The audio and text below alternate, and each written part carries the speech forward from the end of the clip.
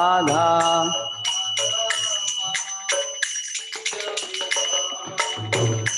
जय राधा माधव कुंज बिहारी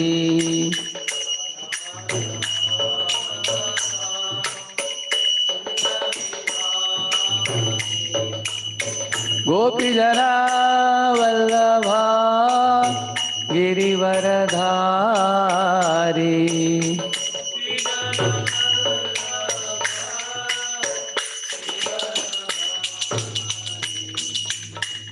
गोपी जना वल्लभा गिरिवरधारी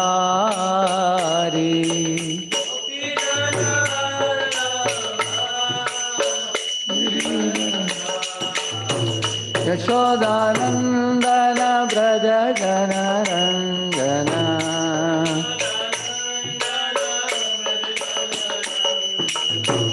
यशोदानंदन ब्रज जनरंजन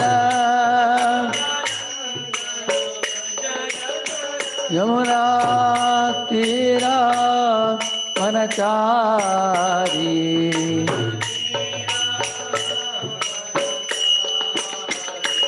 यमुना तीरा वनचारी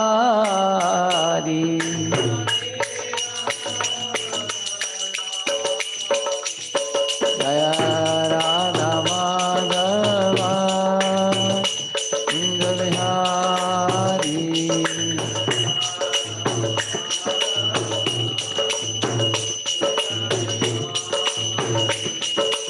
गोपी जन वल्लभा गिरिवरधारी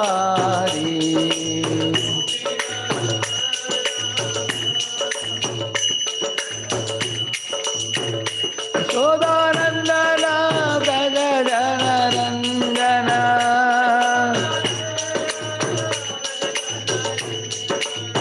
यमुना तीरा वनचारी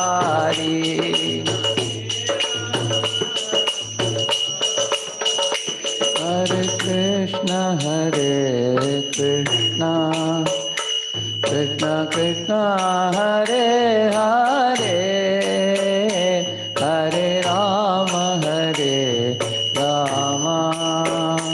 राम राम हरे हरे हरे कृष्ण कृष्ण हरे हरे राम हरे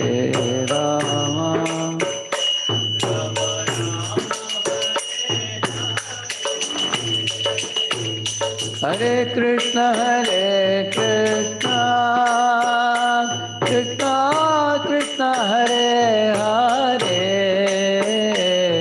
हरे राम राम राम हरे हरे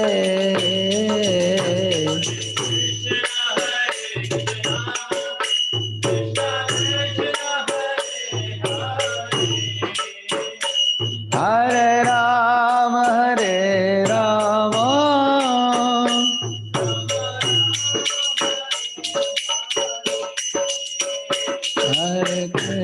हरे कृष्ण कृष्ण कृष्ण हरे हरे हरे राम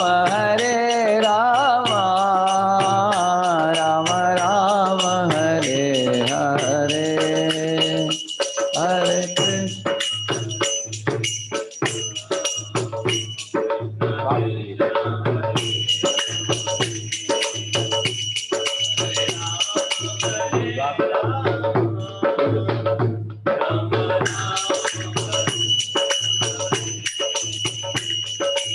हरे कृष्ण हरे Krishna Krishna Krishna Hare Hare Hare Ram Ram Ram Hare Hare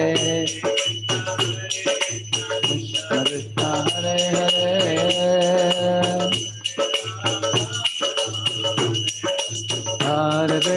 Hare Krishna Krishna Krishna Hare Hare Hare Rama, Rama Rama, Hare Hare, Hare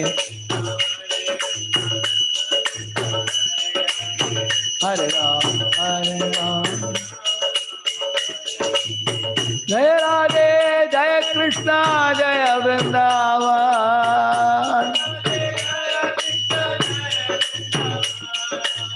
Jaya Radhe, Jaya Krishna, Jaya Vrindavan.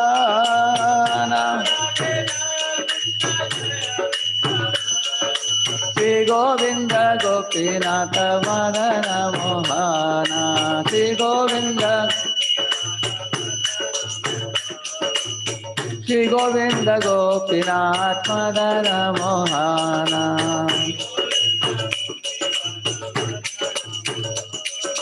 Nittai Gauranga Jaya, Nittai Gauranga.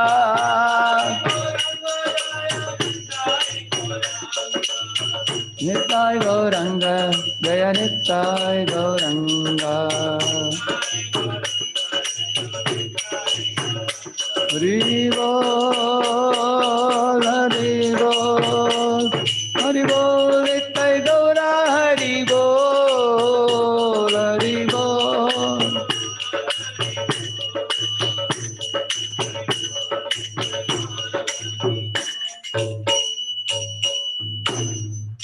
भले गोपावन हरि नाम संकीर्तन की।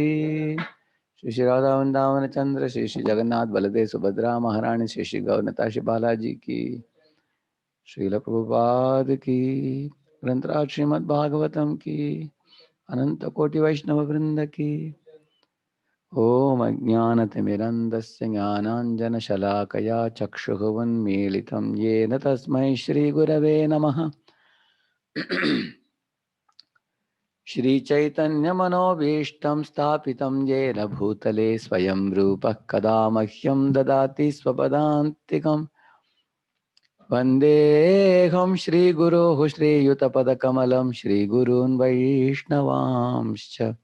श्रीरूपं साग्रजातं सहगण रघुनाथान्वितं तं सजीवं स अद्वैतं स अवधूतं परिजनसहितं कृष्णचैतन्यदेवं श्रीराधा कृष्णपादान् सहगण ललिता श्रीविशाखान्वितांश्च। नमो विष्णुपादाय कृष्णपृष्ठाय भूतले श्रीमते भक्तिवेदांत स्वामिनिति नामिने। नमस्ते सारस्वते देवे गौरवाणी प्रचारिणे निर्विशेष शून्यवादी पाश्चात्य देश तारिणे। नमो महावदन्याय कृष्ण प्रेम प्रदायते कृष्णाय कृष्ण चैतन्य नाम्ने गौरत्विषे नमः। हे कृष्ण करुणा सिंधो दीनबंधो जगत्पते गोपेश गोपिका कांत राधा कांत नमोस्तुते। तप्त कांचन गौरांगी राधे वृंदावनेश्वरी वृषभानुसुते देवी प्रणमामि हरिप्रिये। वाञ्छाकल्पतरुभ्यश्च कृपा सिन्धुभ्य एव च पतितानां पावनेभ्यो वैष्णवेभ्यो नमो नमः। जय श्री कृष्ण चैतन्य प्रभु नित्यानंद श्री अद्वैत गदाधर श्रीवासादि गौरभक्तवृंद। हरे कृष्ण कृष्ण कृष्ण हरे हरे, हरे राम राम राम हरे हरे। ओम नमो भगवते वासुदेवाय, ओम नमो भगवते वासुदेवाय, ओम नमो भगवते वासुदेवाय, ओम नमो भगवते। नारायणं नमस्कृत्य नरं चैव नरोत्तमं देवीं सरस्वतीं व्यासं ततो जयमुदीरये। नष्टप्रायेष्वभद्रेषु नित्यं भागवत सेवया भगवत्युत्तमश्लोके भक्तिर्भवति नैष्टिकी। कृष्णाय वासुदेवाय देवकी नंदनाय च नन्दगोपकुमाराय गोविन्दाय नमो नमः। Hare Krishna. As you all know, in the previous several months, I have been doing from some selected sections of this book, Shuddha Bhakti Chintamani by His Holiness Shivaram Swami Maharaj. Several requests came from various devotees that I can do this book completely without only doing some sections of it. So keeping this in mind, now I am beginning from the introduction, and then we are going to go chapter 1, 2, 3, 4 in the same order. So you have a copy of the book in the folio also available. If you go to Lal Publications, in the I think it's 29 or 30, I think, item in the folio, where books by different ISKCON authors. You will get this book there. You can have a soft copy of the book and go through it leisurely. And I found this book very helpful for sadhana bhaktas like me to get a very good direction in spiritual life, in order to purify the heart and what to do and what not to do, and how to be careful about certain things, and how to not miss out on certain aspects of spiritual life. So it is such a very valuable guide for us. Unfortunately, Maharaj is a disciple of His Divine Grace, Srila Prabhupada. So practically every page he quotes from Srila Prabhupada, 2-3 quotes. His Grace Gopi Parananda Prabhu, very great scholar and a pure devotee, disciple of Srila Prabhupada. He glorifies Shivaram Swami Maharaj for his authenticity in presentation. In the same book preface, he says that everything Shivaram Swami speaks, he keeps the basis as Srila Prabhupada's purports and letters and everything. So that's what I found it very valuable. Something very authentic, very logically presented by him, which I am taking in my spiritual life and trying to apply some of the teaching. So today we are just beginning from the introduction. Regulative devotional practice. Sadhana Bhakti begins with two basic activities, he says: hearing and speaking about Krishna. Here Parikshit is hearing, Shukadeva Goswami is speaking, and highly recommended as leading to all kinds of success in spiritual life. So this slide immediately makes one thing clear, that spiritual life means there should be hearing and chanting, hearing and speaking about Krishna. Otherwise, there are so many things going on in the name of spiritual life. So therefore, we have to be very careful whether this is happening or not. Our Radha Kund Prabhu, when he had come to Pune, Srila Prabhupada's disciple, so he was telling, he used to narrate many pastimes in Prabhupada's times, how there was regular hearing from Krishna book every night while the bhaktas would be taking milk, hot milk. And also, even when they would go for Sankirtan, they would carry Krishna book with them. On the way, they would read different pastimes of Krishna, killing demons and everything. So this was one of their most favorite things. And when they are in the temple, they had a practice of reciting the shlokas, memorizing Bhagavad Gita shlokas, so that we can quote them during our lecture. And another habit was to read the Bhagavad Gita, a complete chapter, one in a day, one chapter. Just read through swiftly. And if you finished all 18 chapters, again go back. So that they call it as a one chapter a day. Now, His Grace Vaisheshika Prabhu has made a Chad club now. Chad club means one chapter a day of Bhagavad Gita. Those who read it. There are thousands of people in that Chad club.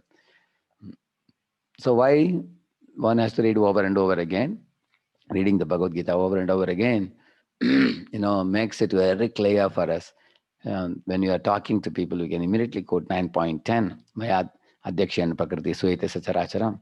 You want to know how to engage in Krishna's service? 11.55. Mat karma krit, mat paramo, mat bhakta sangha varjitaha. So in this way you can quote the appropriate. You want to know why you should give donation to Krishna, or why you should offer land or anything facility. 12.10. You can go there, please kindly read it. If somebody says, oh, we should be liberal in Krishna consciousness, we don't have to be so fanatical about morning program. Go to 3.30. Krishna consciousness should be conducted as if a military discipline. He says, Prabhupada writes in the second line there. Immediately you can go there. Somebody says, you guys are talking about spiritual world and all these things, and I am not very sure that such a thing exists at all. Go immediately to 15.6, 15.5 and 6. Nirmana moha jita sangadosha and natad bhasiti suryo na shashankona pavakaha. Somebody says, I think actually, ultimately the Jiva and God are one. Initially they are separate, but ultimately we become one. 15.7. Mami Vamsho Jiva Loke, isn't it? So this is what Prabhupada wanted devotees to be like lawyers.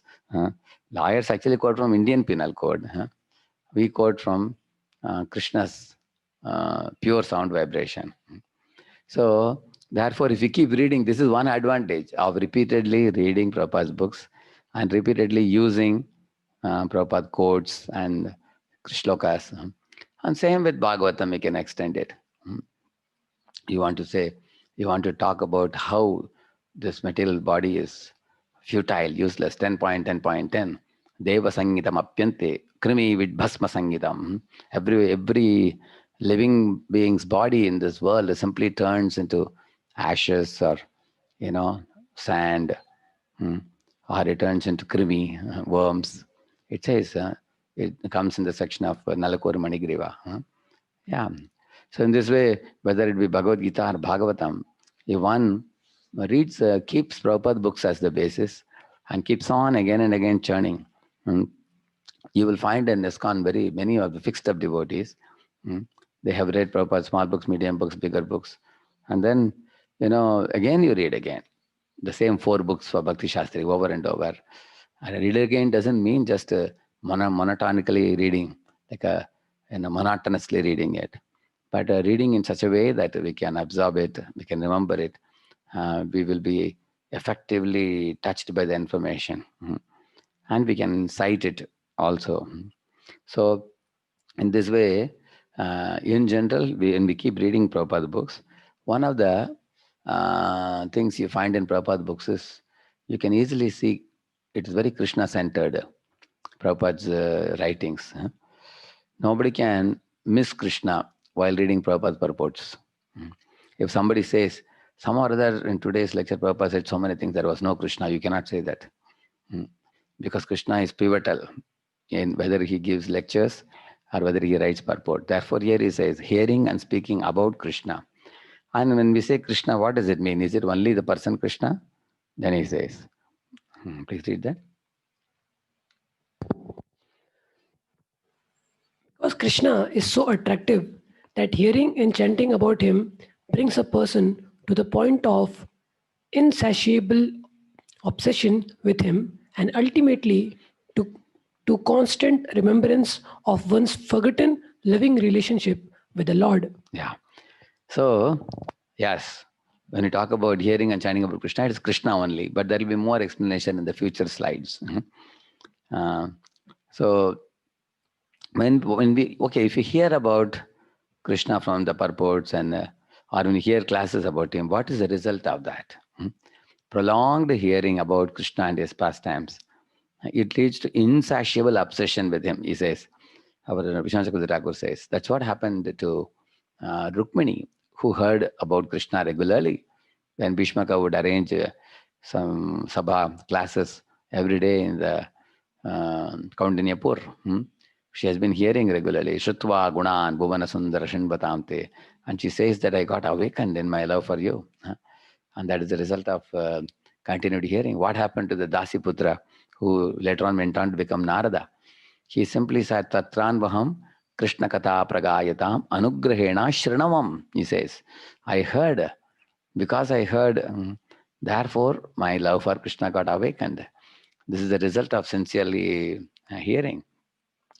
Anyone who hears faithfully, sincerely about Krishna, the result is the attraction for Krishna awakens, and also one's forgotten loving relationship with the Lord is re-established. There is one beautiful verse.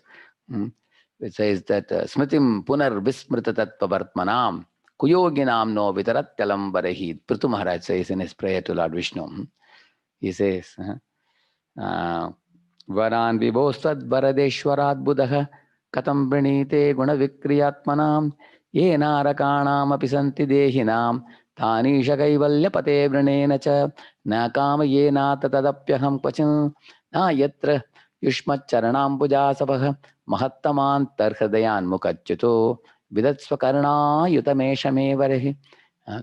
So in these two verses he says, I don't want any material enjoyments, my lord. They are all available for even dogs and hogs also.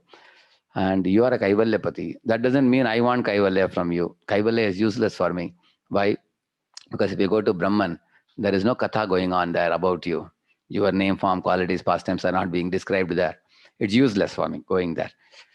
And then where do you want to go, my dear devotee? Lord Vishnu asked him. He said, I want to go to that sabha where people are glorifying your name, form, qualities, and pastimes. And there, the pure devotees, when they glorify you, the honey is dripping from their mouths and mixed with your name, form, qualities, and pastimes. And by doing oral reception, by hearing it with the ears, what happens? So he says that the third verse, he says, that's why he says this, Pritim Punar Vismrita Tattva Vartmanam. The Vismriti goes and Smriti comes. Just like Arjuna says, Nashto Moha Smritir Labdha. Tat Prasadan Maya Achyuta. For Arjuna, he directly heard from Krishna.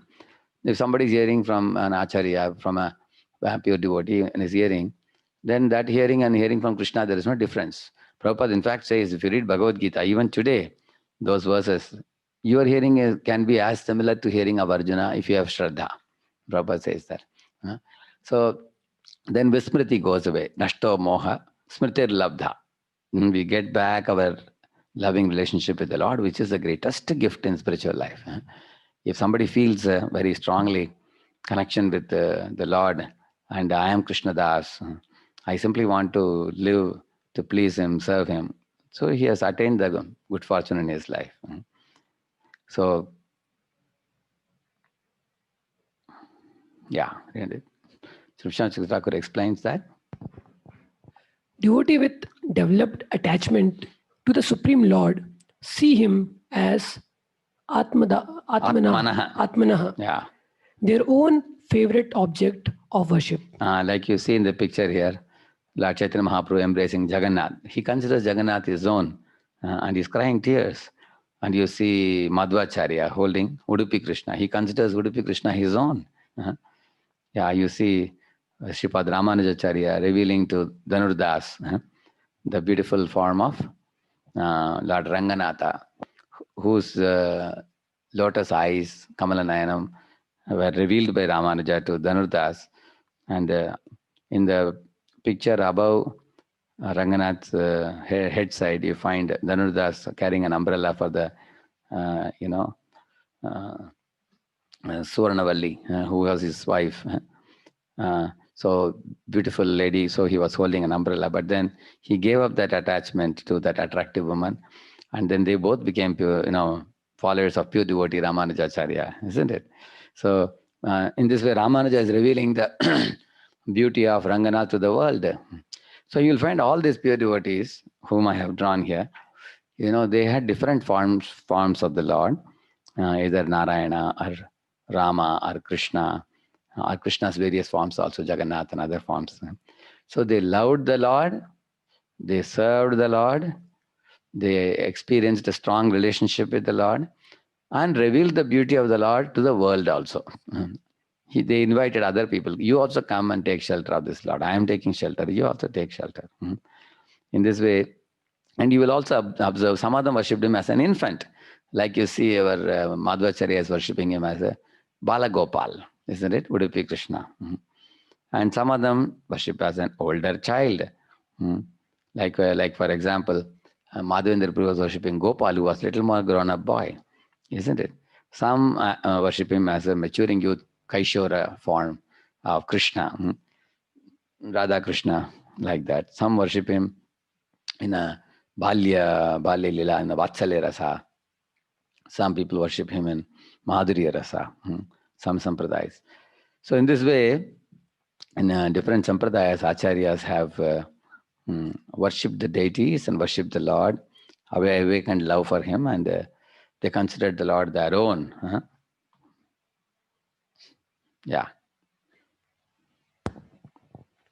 Because their taste for hearing about him is strong, such devotees eagerly drink what they hear as if it were the nectar of the immortal gods.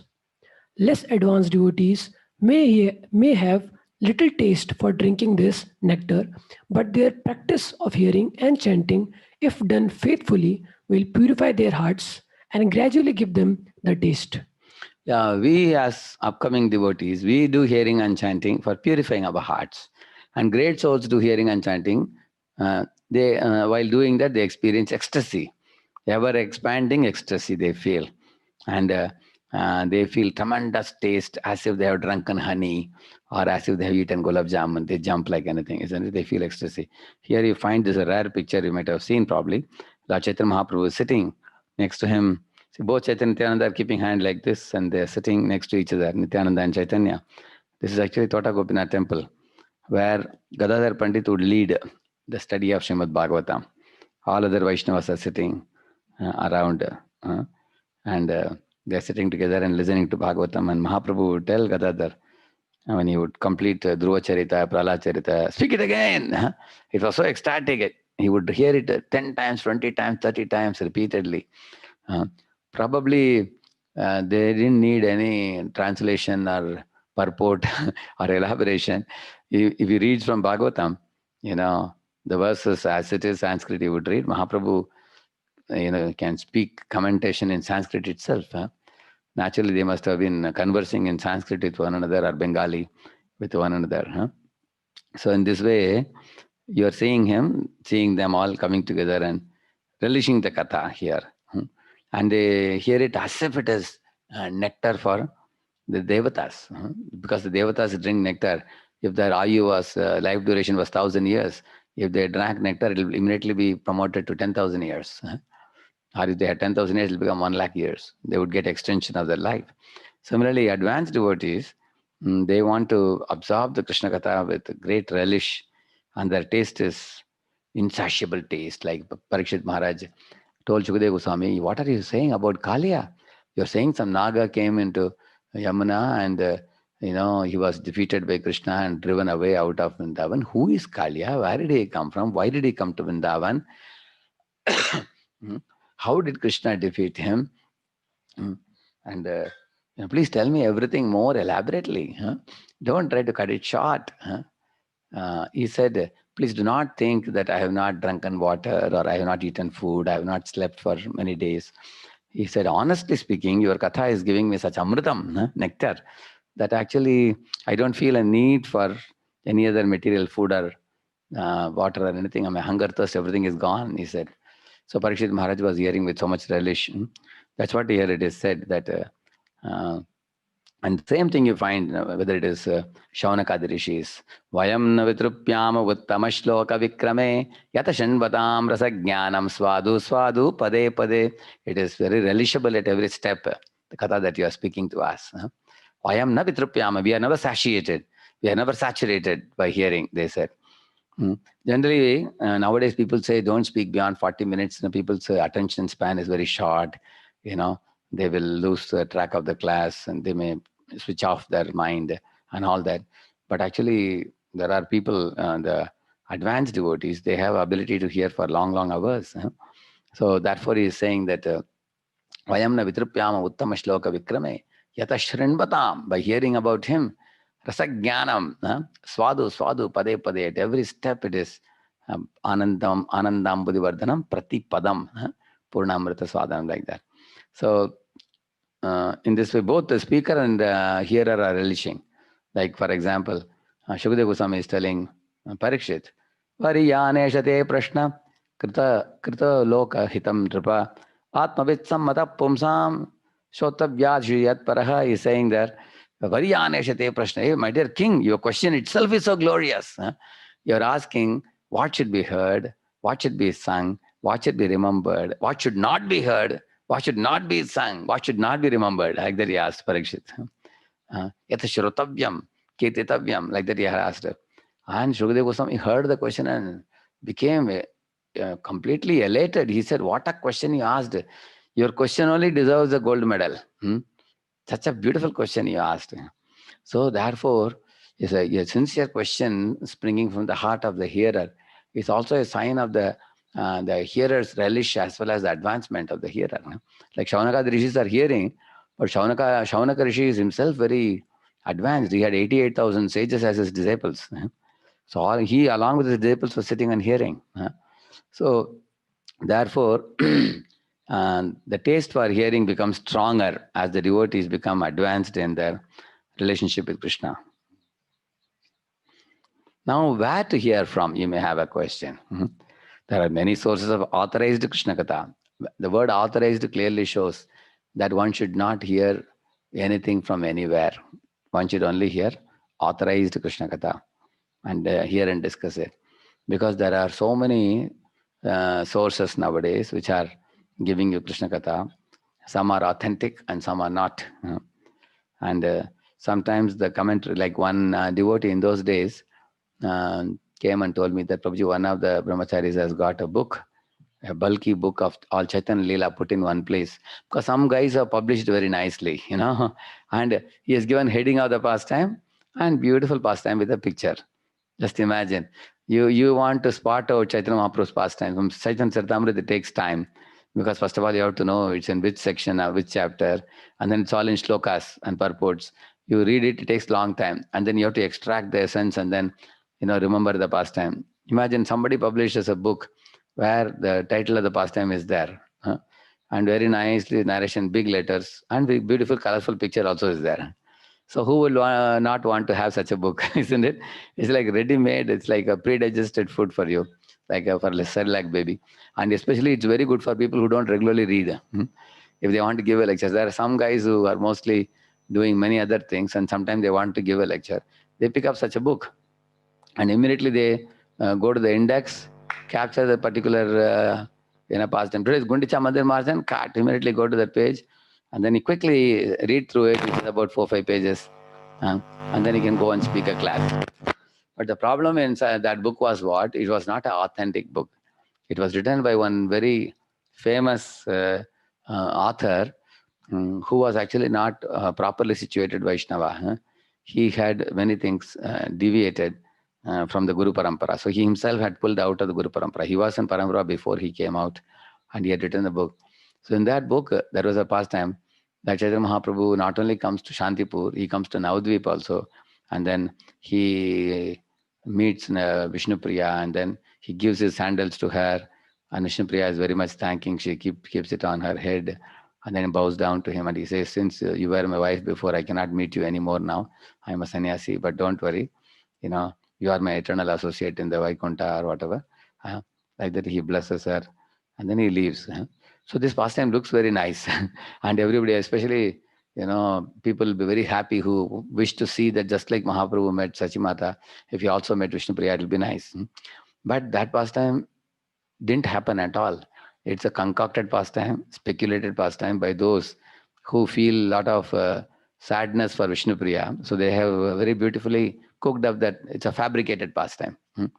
And in that book, he has published it. So what will happen? Innocent devotees buy that book, colorful book with all the pastimes. It looks very nice. And in ISKCON, you tell, don't buy such books, they will not listen. They will say that these are ISKCON fanatics, they will say. They'll buy and keep it. Then what will happen? One day they will tell the story in ISKCON, sitting on a Vyasasana. Then what happens? That becomes the story which everybody is floating. So one time His Holiness Jayatut Maharaj was asking, where did you get that story? Is it WhatsApp Purana? He was asking. So because in WhatsApp, people get many stories which they share on the Vyasas, and because that's one thing they regularly keep exchanging in WhatsApp, different things. They will say that I exactly don't know where is that story from. Still, I will tell you because it's very interesting, they will say. So therefore, here he is saying that the sources of authorized Krishna Katha. So most of the things that I speak, Gopi is remembering, Krishna's flute when he's going to forest. Such kinds of things I speak generally when I speak. Somebody catches, where you got it from? I'll say from Krishna book. Becomes very simple. Because, you have Prabhupada's support. Somebody asked, Prabhupada, how do you say Durga Devi's expansion of Subhadra? I immediately opened this Elevation to Krishna Consciousness book and I showed, see, it's here. Prabhuji, it's in such a small book of Prabhupada. I said, yes, it's there. It's a small book. There's a chapter, Heart Struggle for Happiness. So you will see in that small book. So if you're reading the Prabhupada books and you quote from there, immediately, like in the Bhagavatam purport, Prabhupada says, when the living entity falls to the material world, first he is given a human body. And then he falls to animal species and then goes through 8.4 million species in case he commits many blunders like that. Prabhupada writes that. So somebody asked, Prabhuji told in the lecture, where is it? Immediately quoted from Bhagavatam purport. Becomes authentic. Correct, no? So therefore, it is best to go for the authorized Krishna Katha. Read that first. First, there are Krishna's names in the Hare Krishna Mahamantra, which contains everything of the spiritual nature. Yeah. So that itself is also pure substance to hear. Yeah. Here it's not very clear. You can come here. And then Krishna's own instructions on how to come back to him are available in the Bhagavad Gita. Then there is Uddhava Gita in the 11th canto of Srimad Bhagavatam, 25 chapters that Lord Krishna spoke to Uddhava. Very, very. So Bhagavad Gita is wonderful. Uddhava Gita is even more wonderful. It's more elaboration. In Bhagavad Gita, you get only 700 shlokas. But Uddhava Gita, you have 25 chapters. Actually, Uddhava Gita is a very solid source of information for devotees. If you want to know about deity worship, you can go there. You want to learn about Sankhya, want to learn about three gunas. All the question answers in spiritual life are beautifully given in Uddhava Gita, 11th canto. So there are 25 chapters. So it's very authentic information, yeah. And in the same manner, in the other aspects of other Bhagavatam and other Puranas, also there are many descriptions about Lord's exchange with devotees. And also, Bhagavatam not only describes about the beauty of Krishna and his Krishna, but also his expansions, and also Krishna's activities, and those of the avatars like Matsya, Kurma, Varaha, Narsingha, and Lakshmi Narayan, Sitaram, all those things, and also the saintly character of his pure devotees like Ambarish Maharaj, Prahlad Maharaj, Dhruva Maharaj, Vidura, Kunti Maharani, Pandavas. So like that saintly character. So the beauty of Srimad Bhagavatam is you study about the Vaishnava qualities of the Vaishnava devotees on one hand, then you study about the pastimes of the Supreme Lord. So pastimes of the Supreme Lord will charm your heart and attract you to the Lord. And the saintly qualities of the devotees will make us feel ashamed. They are exhibiting such amazing qualities. Like one time, Yudhishthira Maharaj was hearing from Narada. When Narada glorified, when Narada, actually, in two places you will find. One place, Narada is glorifying Prahlad. And Yudhishthira is feeling that Prahlad is a great devotee. I am not a devotee at all. And then Narada is encouraging Yudhishthira, saying that, hey, you are also not less a devotee. Krishna comes and lives in your palace. And all the sages and saints in the forest, they can't get his darshan. They come to your palace and they're making a queue to take darshan of Krishna here. That is your glory. And then he gave a boost of encouragement to him. In the same manner, when Parikshit was hearing from Shukadeva Goswami, he felt that, oh, Lord Krishna was born in Chandravamsh, in a Yadu dynasty he was born. Yadus are more fortunate and we Pandavas are not so fortunate. Then there, it is explained that, although Lord was born in Yadav dynasty, he was more affectionate to Pandava dynasty. Like Arjuna, he personally rode the chariot for him. And for Yudhishthira Maharaj, he accepted the Agra Puja that Yudhishthira Maharaj offered. And Lord came to Rajasuya Yajna, and Lord told Pandava, our Yudhishthira Maharaj, that I am also part of your family only. So I will also wash the feet of the saintly people who are coming for the function. So he was washing the feet of all the sages and saints coming. See, for example, Rohini, she happened to be in Vrindavan when they were celebrating the Uttan festival, Nandotsav festival. In Nandotsav festival, Rohini was in a separate room because her husband is not there. Her husband is Vasudev. He is there in Mathura. But Yashoda, Nanda Baba told Yashoda, call Rohini. So the Rohini was called. Then Nanda Baba and Yashoda together very happily presented her a very costly sari and jewelry on that day of Nandotsav. And then they both requested that Rohini, please don't wear simple dress today. Everybody is wearing gorgeous dress and nice ornaments and everything, and the occasion of function of celebration of Nandotsav and everything. And Rohini immediately accepted. And immediately she put on that attire, and then she became like one of the family members. And while Yashoda was busy with some of the guests who came, she was attending, Rohini was attending to the other guests, as if she was like the younger sister of Yashoda. And she's one of the family members. So now, just as Rohini identified with Yashoda's family as if she's a part of her family, and Krishna and Balram, both of them, they used to see like their own children, like that. Same manner, you find Krishna became part of the Pandavas family, and he's washing the feet of the sages because Krishna was thinking, I am assisting Yudhishthira Maharaj in his this thing, in a great this thing, his function he's performing, isn't it? So you will find in this way the Shukadeva Goswami told, although Lord appeared in Yadu dynasty, that's the glory of Yadu dynasty. But Pandava dynasty is even more glorious because Lord is very closely related to your family, to Yudhishthira Maharaj, to Arjuna, and to you also, he said. Lord actually saved you from the womb of your mother, by taking Agada and rotating and going round and round. Is it not intimate? You don't find the Lord behaving like this as he behaved with the Pandavas, with the Yadus, although he was born there. Lord is more intimate with the Pandavas. Then Parikshit became encouraged also. Okay, Lord was not born here. Still, the Lord, for example, many of us are born in India here. And like some of our spiritual masters are from the West. Now, they might have been part of another religion. We might have been part of another religion here. They might have been part of another climatic condition, another geographic location. But Krishna brought us together. You will find although now when they come and they preach and they enter our hearts and lives, we feel closeness to them more than blood relatives also. You can see that. When one takes shelter of a special master, you can see that. So in this way, that's what happened with Krishna and the Pandavas. So in this way, when you study the Srimad Bhagavatam, you study about the saintly characters. In the 10th canto, Shukadeva Goswami depicts all the most confidential pastimes of Krishna with the covered boys and covered girls and everything, with the cowards. And then there are many empowered followers of Chaitanya Mahaprabhu who have written both poems, like Ame Yamuna Puline Kadamba Kanane. This is written by Bhaktivinoda Thakur. And Narottam Thakur is singing another song, Radha Krishna Pranamor Yugala Kishore. He is writing. So there are many songs like this, written by Vaishnava poets also on the Braja Bhakti. And also books also, like Rupa Goswami has written Padyavali. There is Ujjwal Nilamani. Similarly, Mukta Charita written by Raghunath Das Goswami. There are many books like that, which are all revealing the sublime secrets of Braja Bhakti. So all these are authorized Krishna Katha, which are authorized by Srila Prabhupada in his purports also. In many places, like Prabhupada says Krishna Bhavana Amritam by Vishwanath Chakravarti Thakur. Prabhupada in this way quotes in his purports.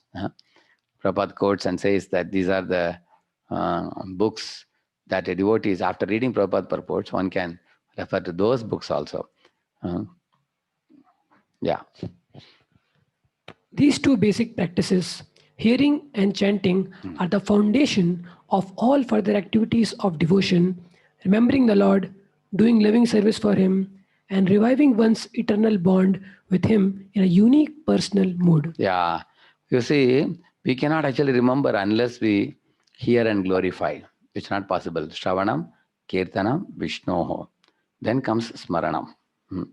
Like one boy asked Prabhupada in San Francisco on the day of installation of the deities, Swamiji, you are telling us that we should preach.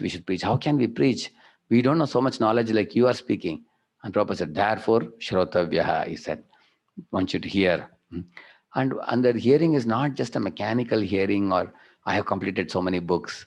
Some people say I have read Bhagavad Gita 10 times or whatever. Actually, it is not the amount of hours you have read or how amount of number of times you have read. What affected you by reading that book?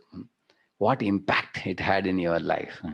How did it change your behavior? How did it bring about a change of heart in you?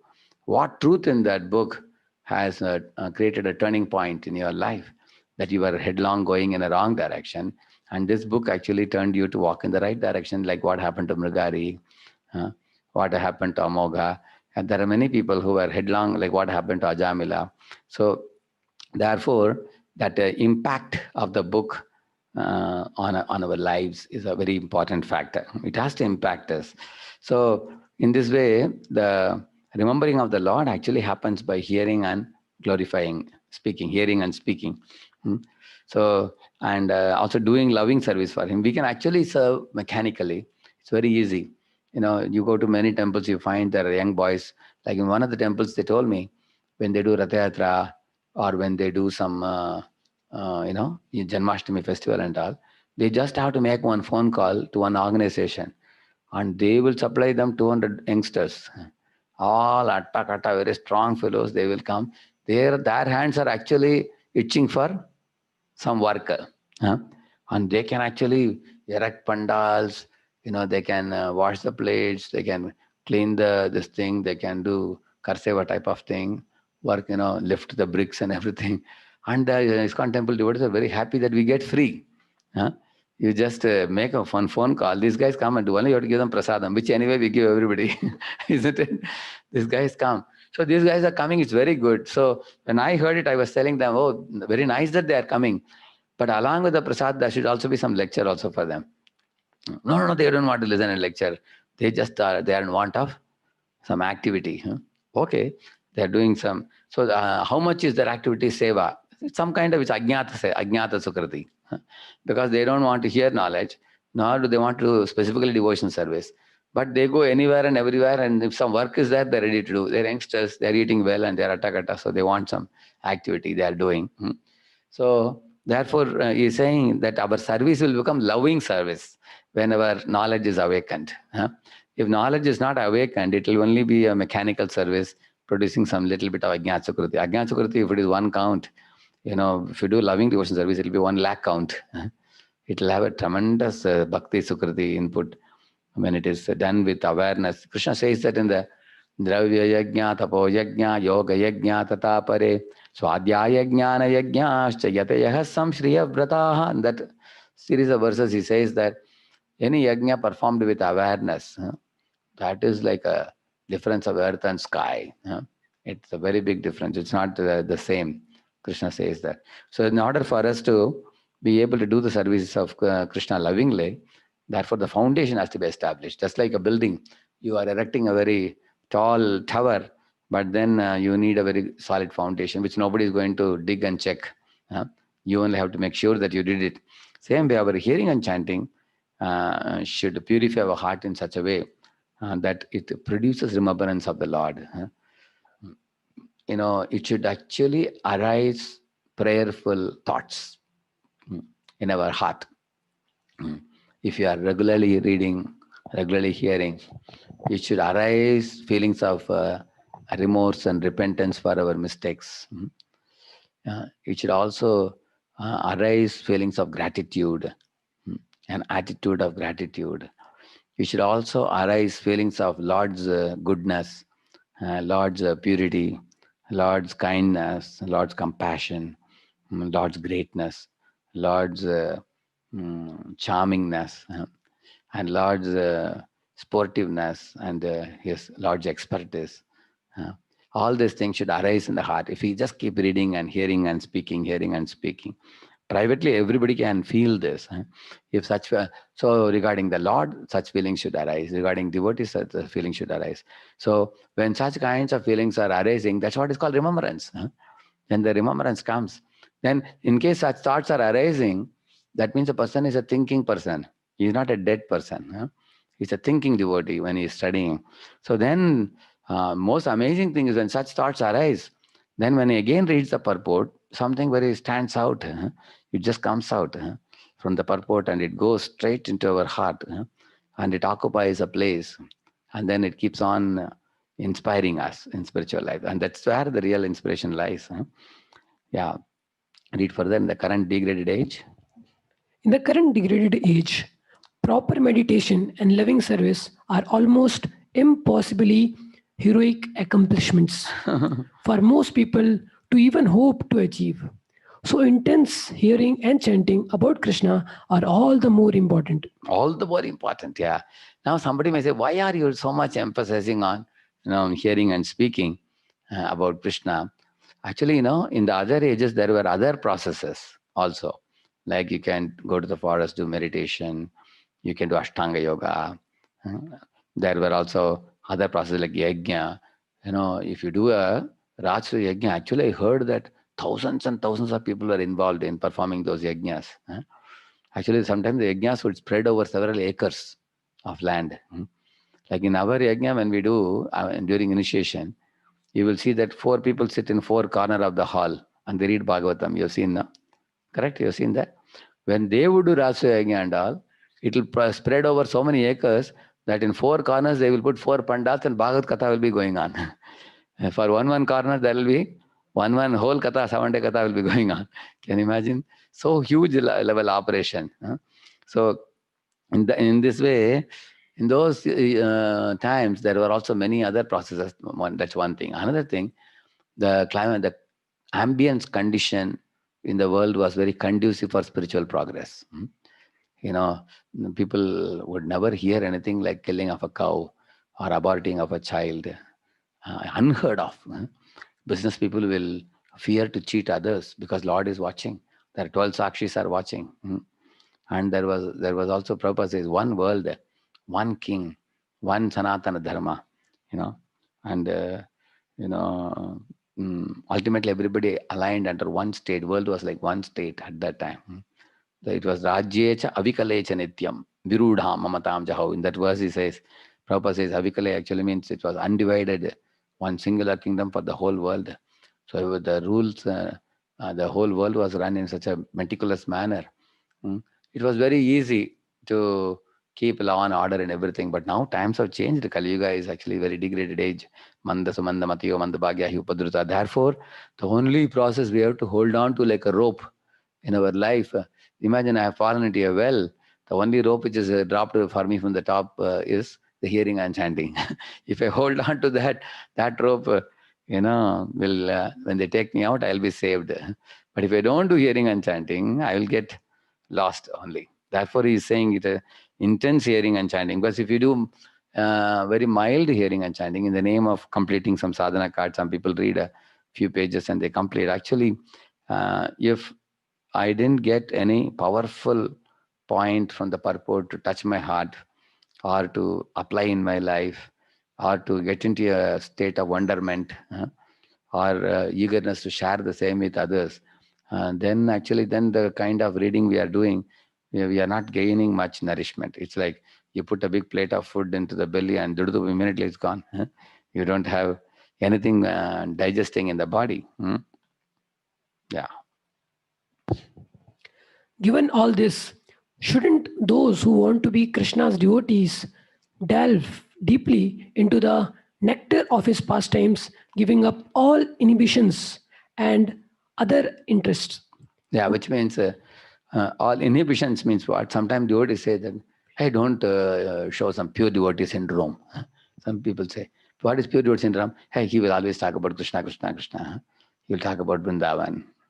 He will always talk about book distribution, Harinam Sankirtan. All the time he is he is still living in the 1970s. Some people say, don't behave like a big pure devotee. Be realistic, be practical. The world has changed now. Try to learn to adjust with the world. There are some people who say like that. And also they say that it's not that you have to talk only about Krishna. Even Prabhupada warned us, don't become Sahajya and all. So if you go too much, you will become Sahajya. Therefore, there are 100 other things people are talking nowadays. Many people actually don't talk straight from Gita Bhagavatam. They go to many other books, many other subjects. I don't want to even mention the names. What what I'm talking about? People are talking Humpty number of things now, and those things are not reminding people of Krishna. They are, some people are actually meddling with Sanskrit words and explaining this word means this, that word means this. They have become too meticulous and scholarly type of explanation they are giving. This is one category. Another category is trying to bring some new stories from this Purana, that Purana, which nobody has heard, which may be emphasizing some meager, mundane value or mundane quality, which is not going to remind people of Krishna. This is another thing people keep doing also. So, and there are people who are talking things related to the modern day world, but they don't bring the matter to Krishna at all. So therefore, people have inhibition in directly talking from the Bhagavatam and the Krishna book and things like that. And also here it says, other interest means what? Other than hearing and speaking, people are very busy with multiple activities. And they are not unable to get time for this. People are having interest in sending so many WhatsApp messages and receiving. People are talking about so many happenings of the world. Even today, if you see the corona-related news, people can talk so much about health. And even in a devotee community, we can be back and forth writing so many mails on health-related thing, yoga-related thing, pranayam-related thing. You can write about the eatables, what you should eat, what you should not eat, and what is healthy item, and how Ayurveda is better. There are so many mails going back and forth. So we may get diverted by so many other interests, and we may not get time for hearing and chanting. That's what he's saying, these two things, inhibitions and other interests. Go ahead. Why some ISKCON devotees may wonder, did Srila Prabhupada and his guru before him apparently de-emphasize hearing and chanting Krishna Leela and focus instead on promoting the busy activities of preaching and organizing? Yeah, the busy activity of preaching and organizing in our organization means nowadays many things have become like a huge business. It has become like a very business enterprise. Selling this commodity, selling that commodity. It began in a small way. Even in Prabhupada times, they were selling the spiritual sky incense. So devotees wanted to give that spiritual sky incense along with Prabhupada's books. And it went very well. Because you sell incense, when people give some donation, you give the book also along with that. So a lot of books are going like that. So that was good only. But then eventually devotees wanted to make jewelry. And Prabhupada said, no. He said, if you start making jewelry, too much money will come and you will become diverted. So you'll become diverted, your spiritual life will become diluted, and the result is you'll become deviated. So diverted, diluted, deviated. 3 Ds will happen. And it has happened in many, many places. Everything begins in a small way and gradually it grows. Deviations don't come overnight. It begins with dilution. That's the first step. Then by the dilution, gradually what happens? Then you get diverted by other unimportant or less important activities which preoccupy your mind and senses. That's the second diversion. And third is you get deviated from the original intention with which Founder Acharya began this movement, and that is forgotten. Eventually, the movement doesn't look anymore like the original movement started by the Founder Acharya. It has lost its soul. It has lost its soul. It has become dead, although it may appear very lively. So therefore, you find that, modern times we can find people may become busy in activities of preaching and organizing without sufficiently hearing and chanting. Yeah.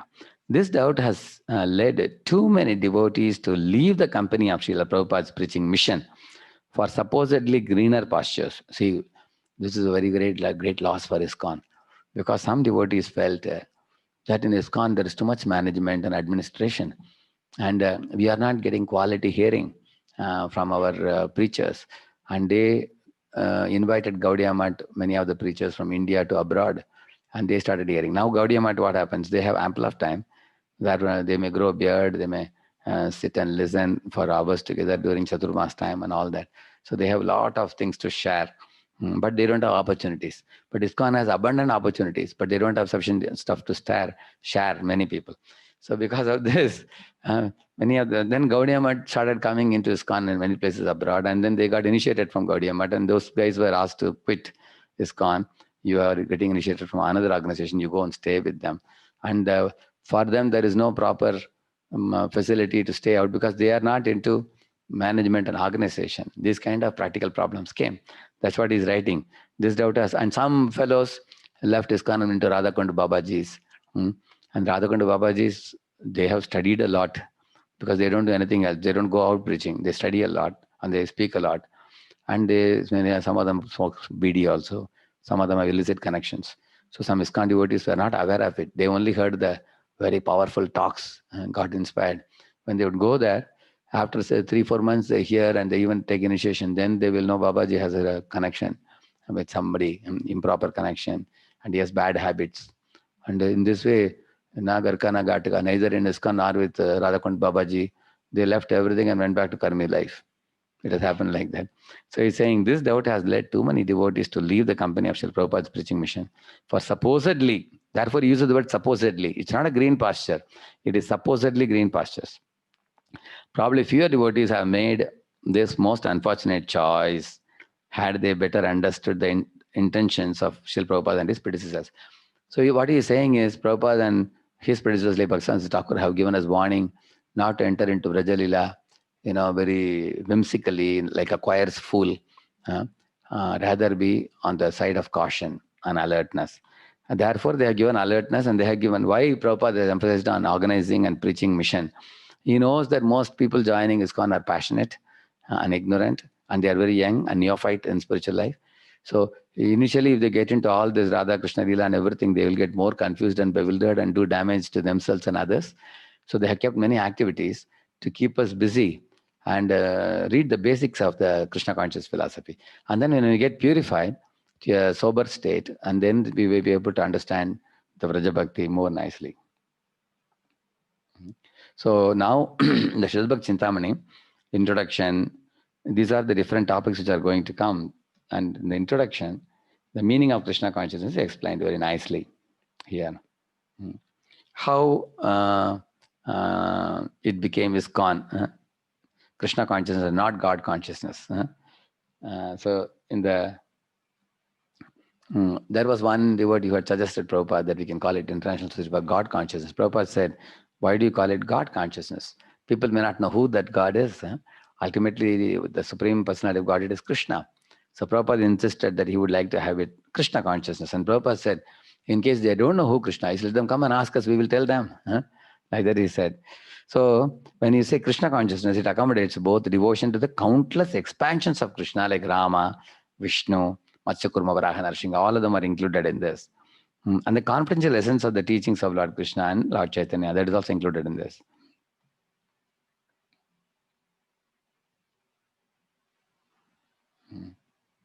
Sorry. So, confidential reason of the advent of Lord Krishna and Lord Chaitanya. Actually, in once in a Brahma's day, you find when Krishna appears on the 28th millennium of the 8th Manu, which is almost once in a Brahma's day means 840 crore years or so. In that Krishna appears once. And when Krishna appears, following Krishna, that time Lord Chaitanya appears in Kali Yuga. And that Chaitanya is Krishna only, who appears in the mood of Srimati Radharani. Otherwise, instead of Lord Chaitanya appearing, there will be Gaur Narayan. And Gaur Narayan is actually Lord Narayana's form, whereas Chaitanya is Krishna's form. So therefore he's saying it's very, very rare, he's saying. They come to give more than just Yoga Dharma. And the confidential reason he has given for their advent is, here you find through Chaitanya Mahaprabhu, Raja Prem is more easy to understand, because instead of coming as Krishna and the Gopas and the Gopis, like a covered community, and which often has created misunderstanding amongst the people, as Krishna is like a hero and all the Gopis are heroines. I mean, they're all like girls. Oftentimes people mess it up by imagining it to be mundane sense gratification, like what happens in the outside world, foolishly. Therefore, dressed as sadhus instead of covered people, the Lord and his devotees teach the world how to awaken the same Braja Prem. So, Lord Chaitanya personally chanted Hare Krishna and inundated the world with the ecstasies of perfection, the taste of 4 millas of Braja. Why he is not saying 5?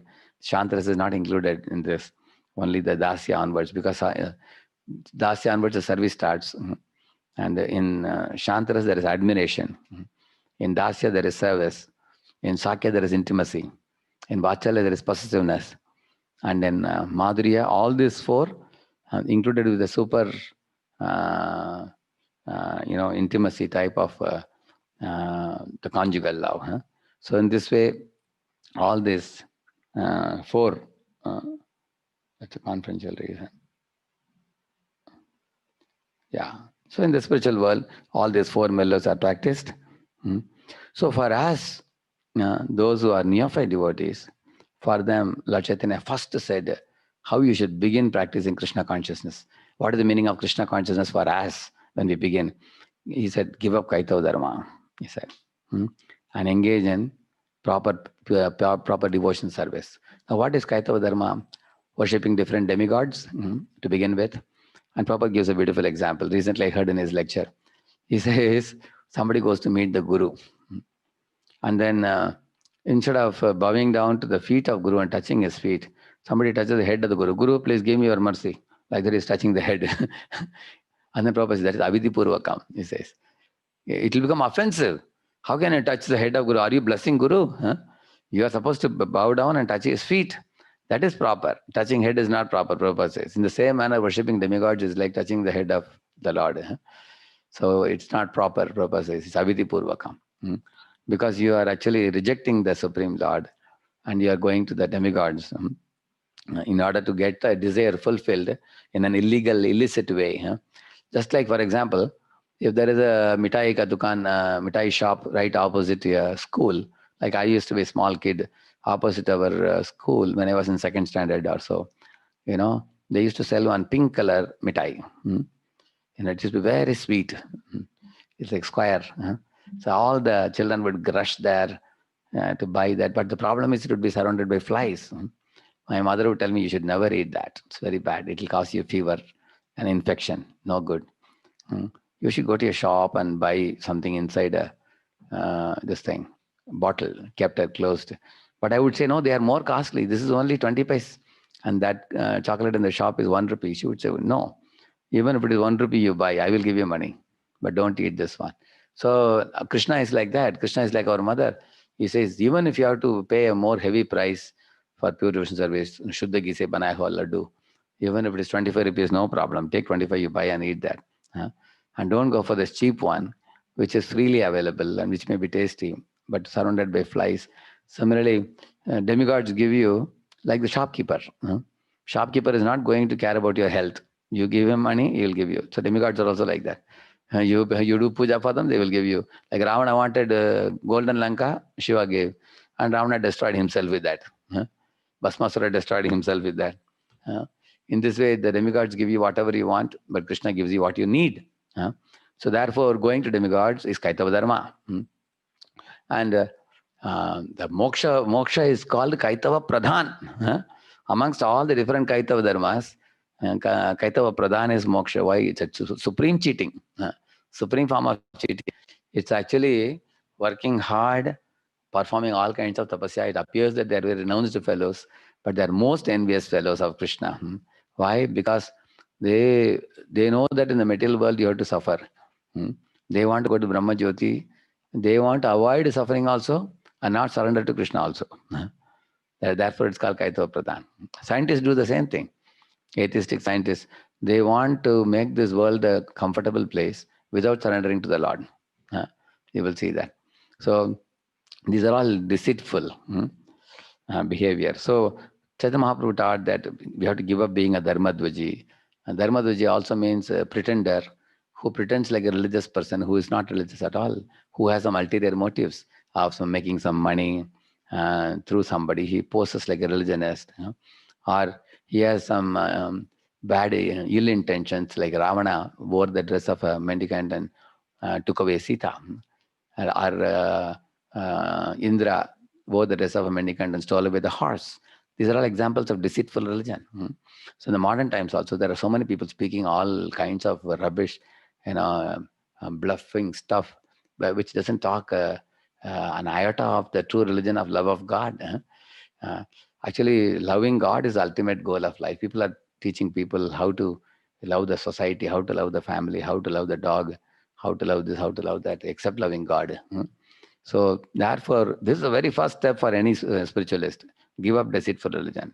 Give up the Dharma projita kaitavatra paramo nirmatsaranam satam vedyam vastavamatra vastu shivadam tapatrayon moolanam Srimad Bhagavate Mahamuni Krite Kimva Parairishwaraha Sadyo Hridaya Varudyate Trikadvihi Susrusubistakshanat.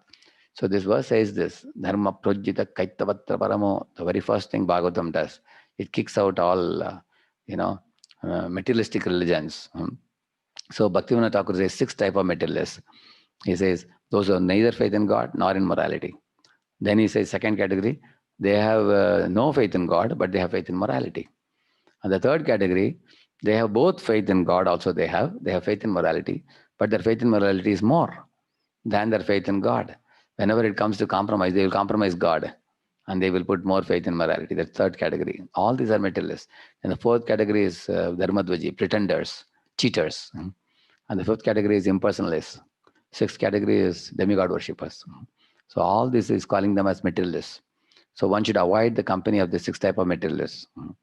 And we ourselves should not be one of them. We are even trying to avoid them, so we should not be one of them also. So, and then when purified, then the neophytes could, by chanting Hare Krishna mantra, Mahamantra, develop attachment for Krishna's form, qualities, pastimes, and then spontaneously serve the Lord. That is step 2. So then we can hear that. Therefore, Prabhupada was a little reserved in emphasizing on this point. But he will quote many letters of Prabhupada. You will see where Prabhupada emphasizes on hearing and chanting Krishna's pastimes, because especially for those who have already given up Kaitava Dharma. If somebody has given up Kaitava Dharma and they are not progressing to step number 2, then they are actually stranded. To serve with spontaneous devotion means to cultivate a mood of love similar to the Vrajavasis. So there are 2 steps. Spontaneous means like Raganuga. In that, and there is a Vaidhi, there is Raganuga. We should begin with Vaidhi, but we should not remain stuck in Vaidhi.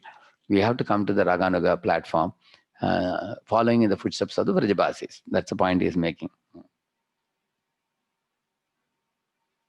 So the conclusion is, to be Krishna conscious then means to qualify oneself for spontaneous devotion in one of the 4 millers of Vraja, as exemplified by Krishna's eternal companions, Vrajavasis. So 3 important points are here. Krishna consciousness means we should cultivate spontaneous devotion. I explained about it in one of the recent lectures about it. For example, a Maharaja comes to the station or the airport. Manager arranges 4 devotees to go, to bring him. And they agree to go. Sometimes one of them may say, Prabhuji, I have to prepare for a class in the afternoon. Should I really need to go now? And he may say, manager may say, Prabhuji, there's no one else available. Then he'll say, okay, Prabhuji. Then he may be taking his book, notebook, pen. In the car, he is preparing. If the train is half an hour late, he's very happy. There also, I can sit in the waiting room and prepare. And the Maharaj comes. So he keeps his bag, book, everything inside. Hari Bol. He's dancing for 2 minutes. When Maharaj is put in the car, he sits behind and starts preparation again. So that means he went to airport or the station not to receive Maharaj, but his focus was all, getting ready with his own preparation of the lecture or something like that. He did it as a duty, isn't it? On the other hand, there are devotees you will find, they say, oh, Prabhu, that Maharaj is coming. Prabhu, is it all right if I can also be included to go for the station? Whenever the car is going, please inform me, Prabhuji, I also want to go. So this devotee goes to the deity room and gets the best of the garland for Maharaj. And then he knows about the program schedule of Maharaj and makes a schedule print out so he can show it to Maharaj. And then he also has made introduction, and then he shows Maharaj, this is the introduction we're planning to give about you. Do you want to refine it or something? Anything add to this or anything? And then when Maharaj comes in the airport, immediately goes and picks up his luggage. He wants to do some seva to him. And then when he comes to temple, he tells guests to the Ashwin department, Prabhuji, can I be given some service for Maharaj? Can I wash his clothes? Can I cook prasad for him? Can I serve him? So this is called spontaneous. Very simple. I gave you a very simple example just now. Spontaneous means just comes from inside. There is no officially announced thing. And Vaidhi means duty. Like we know that however 16 rounds goes, everybody knows. Sometimes it's terrible. One thing somehow or other I have to complete. There are people who are chanting Hare Krishna and suddenly some phone call comes or somebody has come and they keep it like this. And then after the talk is over, then again they take and continue. So one devotee asked, hey, What is this? You are leaving the mala in between talking and then again continuing. He said, Prabhuji, half mala is over. How can I lose it? You know, otherwise it will be a loss, no? That's what I'm keeping. So even half mala extra, we are not ready to chant for Krishna sometimes. So actually, according to Bhaktivinoda Thakur, we should not get up in between when we are chanting 4 rounds. If you want to talk or do anything, 4 rounds is called one kanti, he says. You complete that and then you can talk or do anything. But actually in ISKCON generally, we do 1 round. 1 round is complete. After that, we do something and come. But why he says this 4 rounds? Because in this 4 rounds, when we do at a stretch, it builds some energy, spiritual energy. We can hear well. If you hear nicely and attentively chant, it builds some energy. And then in case you need to take a break for drinking water or something. So therefore, he says to be Krishna conscious means we need spontaneous devotion. Duty will not do. Duty is good in the beginning, but eventually it has to spring from the heart. I want to serve Krishna. I want to serve Guru. That feeling should come from within us. And then serve in what way? One of the 4 mellows. That means a devotee should evolve in spiritual life to a point of Purna Vikasit Chaitanya, we say, no? You should want to serve Krishna as a servant of Krishna, or friend of Krishna, or parent. Parent means doesn't mean you become Yashoda Ananda, you become assistant to Yashoda Ananda, or in conjugal rasa. And that strong connection has to come, as exemplified by Vraja Bhakti. So 3 things, Raga, and another one is Rasa and Vraja. These 3 words are used here. That means we should serve with Rag, with attachment, and we should connect with one of the 4 rasas, and we have to serve in the mood of Braja, Basis.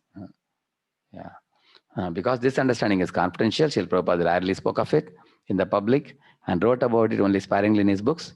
Yet, because it is the essence of Krishna consciousness, His Divine Grace did talk about it. He did talk about it. He did write about it, and did expect that thoughtful devotees to understand and carefully pursue it. Like Prabhupada writes about Leela Smarana in the when gopis are meditating on Krishna's flute, when Krishna goes to forest. There he writes the devotee should meditate like this. The question comes, then why Prabhupada rarely spoke of it? Because this understanding is confidential, therefore Prabhupada rarely spoke of it or spoke it in public. Yet because it is the essence of Krishna consciousness, he did talk about it, write about it, In 1974, Prabhupada brought the disciples here to Vrindavan in the major first international ISKCON festival.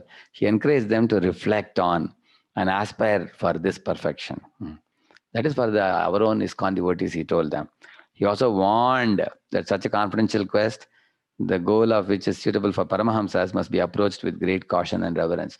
Just like I remember when we go to Radha Kund, you all know that once Prabhupada saw the devotees playing in the water, splashing water, Prabhupada said, hey, this is liquid prema of Radharani. What you guys are doing? And therefore now many devotees don't take bath, the Radha Kund. We had gone for Yatra, one Yatra, my spiritual master also had told everybody not to take bath. They didn't take bath. Then another time they took bath, devotees. So when is it allowed, when it's not allowed, we may not know, but whatever our superior tells we should do. So, but the point why I am telling you, Prabhupada wanted them to relish Krishna Katha, Krishna Leela, but not become like a choir's fool, or whimsical, or try to read things which is not within our adhikar. So therefore, you will find both Prabhupada encouraging us to take advantage of the Krishna Leela. At the same time, he has presented a word of caution also and reverence. The first steps in our quest for Braja Bhakti, he said, what we should do? Understanding Krishna and his Bhakti Yoga by studying the first 9 cantos, because it talks about, Sarga, Visarga, Sthana, Poshana, Vuti, all those 9 items. That when that initial study is complete, then our hearts are purified. Then devotees could then hear the Krishna's pastimes in 10th canto and develop attraction for the service of his associates. So now, some people say that I have completed 9 cantos, but I don't remember anything. Then what to do? Therefore, our study should be, therefore we write test. Like I remember when I was studying 2 years in Govardhaneko village, every day that chapter we will practically digest the whole chapter. What are the main important verses, shloka memorization, as well as some of the golden purports. we have underlined, we have studied nicely. Because when you go to the test, it's a closed book test. It's not an open book test. Next day you have to give a 1 hour test or so. So 3 hours we would attend the class, morning 10 to 1. And post lunch, then 3 to 6 we would study. 3 hours of attending class, 3 hours of studying, next 1 hour of test next day. So when you promptly do like this, then we have to remember the vital points from the purports of Prabhupada, and the vital shlokas and everything. So if you study well, then the 9 cantos will be well digested. It should not be a casual attempt. Casual attempt in studying Prabhupada books is like taking a lens and shaking it. You will not get the focal point. You can't burn a paper or cotton. But if you really want to burn a paper or cotton, similarly, you want to purify your heart, then the hearing should be a very focused hearing. Like in the early morning hours, one can study, underline, make some notes, or, we can also highlight vital points that we learned. And also, devotee should write or speak also. Like I do Japa talk every day, I do. Why? Because you are learning some points, and then you contemplate on it, and then you speak it to somebody. Bhaktivinoda Thakur said, if nobody is there, speak to the 4 walls. Now I speak in the 4 walls only now. We don't go out anywhere. Whether the people on the other side have slept off or awake, God knows. But nothing wrong, even if there is no camera in front of us. We can just keep speaking because Krishna is listening. Surely. So in this way, we have to actually read, we have to write, we have to repeat 3 R's. We have to read, write, and repeat, and reflect also. That's the 4th R. So when we do these things, then only the message of Bhagavatam will be digested. Following the footsteps of Raghunath, devotees could finally hear the Krishna's pastimes with gopis without mistaking such leelas for mundane romantic affairs. Once that awakening of love for Krishna becomes very deep-rooted, and the upadhis are gradually melting away, the material upadhis are melting away, Bhagavatam has the power to dissolve our subtle body. You will have the gross body, and inside you are the soul. That's all. There is no subtle body. How wonderful it is! Because when subtle body is dissolved, Charayatyashu yakosham nigirna manaloyata. That is Kapila says that. So when subtle body is dissolved, then what happens? The soul is soul conscious, Krishna conscious completely. And the subtle bodily problems of the mind don't hurt a person. Because the mind is a big non-devotee.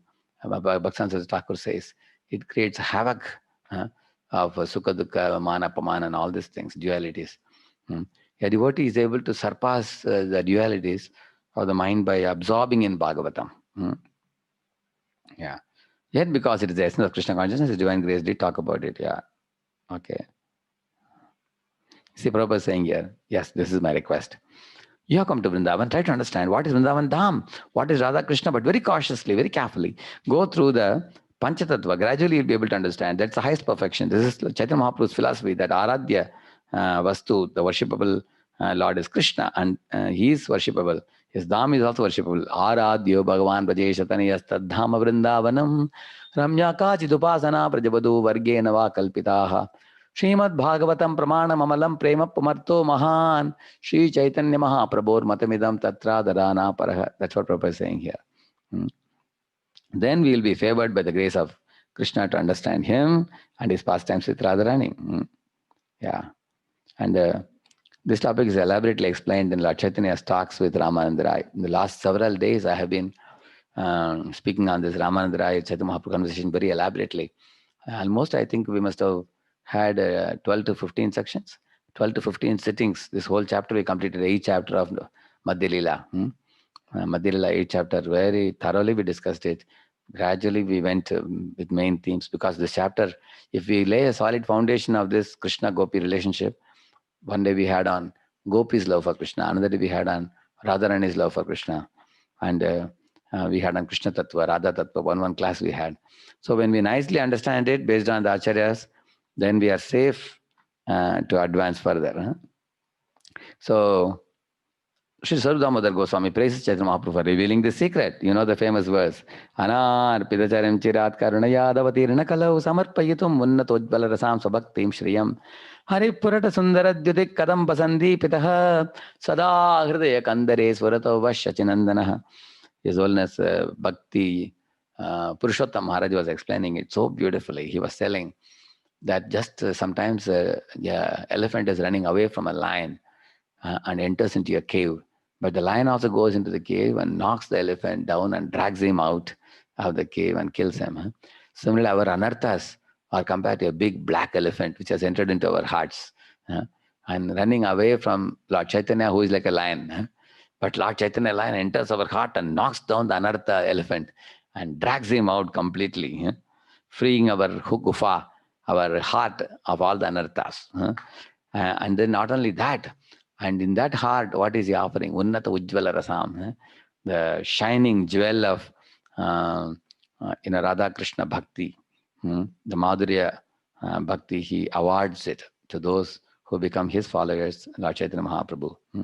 And this Bhakti of Radha Krishna is not awarded for a long period of time.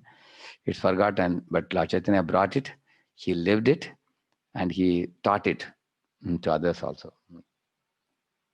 To clarify even further the meaning of the mellow of conjugal love, Unnata Ujjvala Rasa, Srila Prabhupada describes it as a perfection of becoming a confidential maid servant of Srimati Radharani. See, here he writes in the purport of Upadeshamrita. Such perfection is indeed the most exalted method of devotional service for devotees eager to return to Goloka Vrindavan. The process of achieving this goal is to reside either physically or mentally in Vrindavan, preferably at Radha Kund, to take shelter of Sri Radha's confidential maidservants, and under their direction to engage constantly in her loving service. Prabhupada writes this. That means he says that either reside physically or mentally in Vrindavan, which means absorb your consciousness in Vrindavan attitude, mood of the servant of the servant of the servant of the gopis who are serving Krishna. And in Vrindavan, the best place is Govardhan, and in Govardhan, the best place is Radhakund, like that it says. And then, okay, residing there, what should one do? Take shelter of the gopis who are assisting Radharani. And in the shelter of the gopis, just like our Jiva Goswami engaged Dukhi Krishnadas in sweeping the Seva Kunj regularly. And by doing that, he got the darshan of Lalita Vishaka, and then they took him to Radharani. He got darshan of Radharani. So one will become a maid servant of Radharani ultimately. In time, the devotees thus absorbed, give up their bodies and return to the spiritual world. There they serve Sri Radha just as they had done in their meditation on the bank of Radha Kund during their lifetime. Like that he says. Yeah, this is taking shelter of Radharani's feet, and this is Radha Kund, which is liquid prema of Srimati Radharani. To clarify even further the meaning of the mellow conjugal love, so Prabhupada goes on to say, the conclusion is that to live on the bank of Radha Kund, to bathe there daily, constitute the highest perfection of devotional service. It is a difficult position to attain, even for great sages and devotees like Narada also. Narada becomes Naradi Gopi. Even Shiva also takes a bath and then becomes Gopeshwar Mahadev. That there is no limit to the glory of Radha Kund. By serving Radha Kund, one can get opportunity to become an assistant of Radharani, he says. ये लीला अमृत विने खाया यदि अन्न पाने तबे भक्तेर दुर्लभ दुर्बल जीवन यार एक बिंदु पाने उत्फुल्लित तनु मने हासे गाय करय नर्तन. Men become strong and stout by eating sufficient grains, but the devotee who simply eats ordinary grains but does not taste the transcendental pastimes of Lord Chaitanya Mahaprabhu and Krishna gradually becomes weak and falls down from the transcendental position. However, if one drinks but a drop of the nectar of Krishna's pastimes, his body and mind begin to bloom and he begins to laugh, sing and dance. See, we may be talking so much about anartha nivritti and so much about don't do this, don't do that. That's not enough. It may bring us to the point of neutrality or zero. But if one gets one drop of, Yashoda's love for Krishna, and covered boy's love for Krishna that affects us, influences us positively, that, and then eventually we will come to the platform understanding Krishna and the gopis relationship. So in this way, he says that then his body, mind, soul, everything is blooming, and he begins to laugh and dance like you see Gaunita, how they are dancing. Yeah, this is a famous one. Prabhupada said all the devotees connected with Krishna conscious movement must read all the books that have been translated like C.C. Bhagavatam, Bhagavad Gita and other books. Otherwise, they will simply eat, sleep and fall down. Very famous letter, Prabhupada. So in this way, Prabhupada warned us that if we don't do hearing and speaking, we will eat, sleep and fall down. Especially this lockdown period is a period, it's up to the individual's choice how we want to spend our time. If we very attentively read, hear, and speak, and keep ourselves blissfully situated, we are fortunate. Otherwise, if you are in an eating program or a sleeping program, it's very deadly. Eventually, we will get diluted, diverted, and deviated and destroyed, isn't it? So therefore, one should protect oneself. But the beauty of Bhakti Yoga is it's never destroyed. Salpam apyasya dharmasya trayate mahato bhayate, they say. But it can become covered over for lifetimes if you are not careful. As a summary, by faithfully assimilating and following Srila Prabhupada's teachings, devotees will naturally develop spontaneous attachment to Krishna. In time, the devotees' mature spontaneous attachment will inspire Krishna to reveal their spiritual identity. Siddha Deha. Right now we have Sadhana Deha, we will get Siddha Deha. And the loving devotion by which to purchase him, to purchase Prema. So when Siddha Deha comes, then Rasa with Krishna will be awakened, then Prema will be purchased. And with Prema dominating our heart, we can exchange Rasa with Krishna. Thus, under Srila Prabhupada's guidance, members of ISKCON who follow Prabhupada Vani strictly will unquestionably return back home, back to Godhead. Srila Prabhupada ki. Yeah. It's a little late. Is there other questions? Two questions are here. Quickly I'll answer. Actually, how to? Okay, this one? This one, huh? Okay. Okay, he's saying, if heart is, no, this has gone. Here it's, 1 minute, 1 minute. Correct, here it's there. Thank you. Okay, if heart is not pure enough to engage in transforming and deep hearing, as you told, how should one proceed towards such a hearing? Then you should identify a devotee of your choice, whom you are very inspired by, very devotee who is practicing with great ecstasy and enlivenment. Identify a devotee, go and sit with him and find out the method of his study. Studying with such a devotee, take time along with the devotee. You will eventually learn it. It's a method of contemplative and reflective reading. One should do that. Then it will actually deeply touch us. And then second question, you said that when one goes to Guru, one should not touch his head. Similarly, worshipping demigods like touching the head of the Lord. Prabhupada says that. Can you explain how demigods are compared to head of the Lord? Actually, Prabhupada says that in his lecture I heard morning when I was hearing. So, demigods are compared to shoulders of the Lord. Bahavo lokapalanam saranganam padambujam. That is in Bhagavatam only. Why? The Lokapalas are sitting on the shoulder of the Lord, like our Yamaraj, Kubera, Indra, Varuna. These are prominent demigods, Lokapalas. So they are all sitting on the shoulder of the Lord, and they are managing and administrating the affairs of the universe, because Kshatriyas are shoulder, no? They are like Kshatriya, they're managing the universe. And where are the pure devotees of Krishna? They are sitting at the lotus feet of Krishna. Saranganam padam. They are like the bumblebees who are drinking the honey of the Lord's lotus feet. So if you take shelter of Krishna's lotus feet, you will find the pure devotees also there already. So you will get devotees and Krishna's lotus feet, both you get. Otherwise, you try to worship the demigods, then you compete with the demigods like Indra, who are sitting on the shoulder of the Lord by putting your hand on the top. Then the result is we will unnecessarily twist Indra's ego, and he will send some apsara and pull our leg also. So therefore, one should fall at the feet of Krishna and take shelter of Krishna's lotus feet. That's a beautiful verse. Nityam nirikshamananam yadapi dvaraka aukasam na pitrupyanti hidrisha shriyo damangam achyutam shriyo nivaso yasya uraha panapatram mukam drisham bahavo lokapalanam saranganam padam bhujam. That's a beautiful verse. It comes in the first canto, 11th chapter. First canto, 11th chapter in Krishna in Dwaraka. I think Dwaraka. Thank you. I've answered the question, I think.